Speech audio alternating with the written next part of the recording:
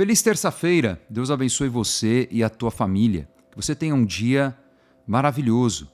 Levante-se, fique firme e inabalável para resistir o dia mau, em oração, em santificação e com a autoridade que nos foi confiada pelo Senhor Jesus como igreja. Certa vez o Senhor Jesus contou a parábola do joio e explicou também aos discípulos o seu significado. E o Senhor Jesus falou que aquele que semeia a boa semente só pode ser um. Jesus, o Filho de Deus. A palavra que traz vida.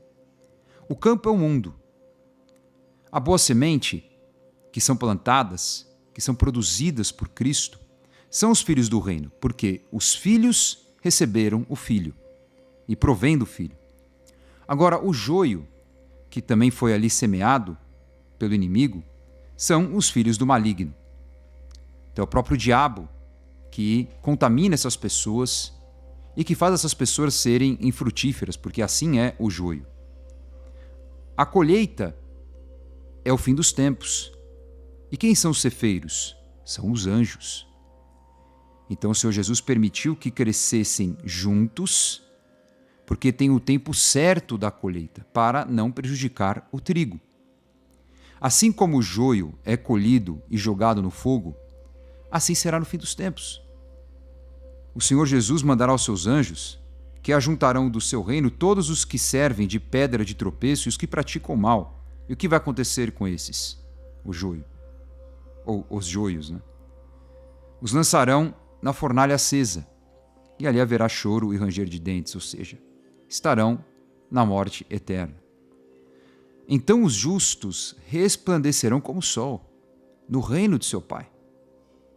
Então o Senhor Jesus está falando que nós ficaremos por um tempo no mesmo ambiente dos filhos do maligno. Há um tempo determinado pelo Senhor. Então ele permite que os trigos, né, ou seja, os bons, os filhos da luz, cresçam junto com os filhos das trevas, juntos no mesmo ambiente que é o mundo, porque é a terra. E esse é o nosso grande desafio, conviver com esses que estão disputando o mesmo ambiente, que colocam as suas raízes no mesmo terreno, que se aproveitam dos nutrientes, que se aproveitam de tudo, assim como o trigo também. E o joio está ali disputando aquele ambiente. Eu não estou falando que os filhos das trevas, os seres humanos em si, são os inimigos. Os inimigos que nós temos são os demônios, são as forças espirituais do mal, que infelizmente também usam pessoas contra aqueles que são os filhos da luz. Mas a nossa luta não é contra a carne e o sangue. A nossa luta é espiritual. Agora, não podemos desprezar o fato de que Satanás e seus demônios criam situações exatamente para roubar daquele que serve a Deus, para impedir que o servo de Deus prospere, para contaminar o servo de Deus. Quem sabe até para que o que ele tinha por direito receber acaba sendo tomado pelo joio. E sabemos das pressões que esse mundo tem.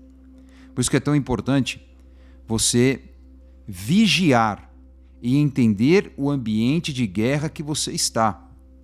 O mesmo ambiente que tem pessoas incríveis e santas é o mesmo ambiente que tem também pessoas terríveis e que querem o seu mal de repente, por causa da ganância, por causa do egoísmo e por motivações que são da própria natureza corrompida do homem, do pecado. Mas nós lutamos com armas espirituais. Nós lutamos com a santidade, nós lutamos com a justiça, nós lutamos com um posicionamento espiritual de oração, de jejum e assim por diante. E o nosso testemunho, que é a nossa arma de defesa contra qualquer intento do maligno. Mas nós não podemos desprezar os desígnios malignos deste mundo. Agora, uma esperança nós temos, que se ficarmos firmes até o fim, nós estaremos salvos e reinaremos com o Senhor.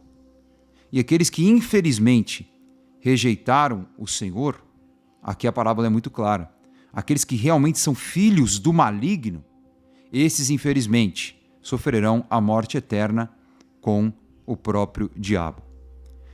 Oremos para que Deus liberte as pessoas, tenhamos o posicionamento de ficarmos firmes em santidade, levarmos a palavra, o evangelho, mas nunca incorrer no erro da ingenuidade de que estamos em uma guerra e que nós não podemos de forma alguma vacilar.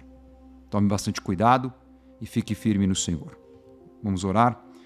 Pai Celestial, essa é a Tua palavra e estamos num ambiente de guerra.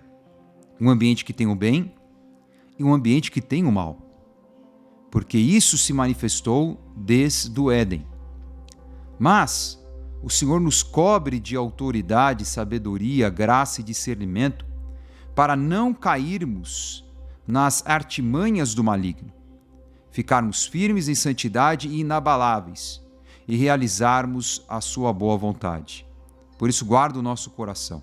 Em tempos de perseguições e injustiças, que o nosso posicionamento seja de domínio próprio, de maturidade, de soberania, de suportar a aflição, porque sabemos que a justiça vem, ela não tarda, que o Senhor vem na hora certa. Mas o Senhor tem os seus escolhidos, e o Senhor também nos escolheu para levarmos a palavra de vida e salvação. Em nome de Jesus, o Senhor nos capacita para isso.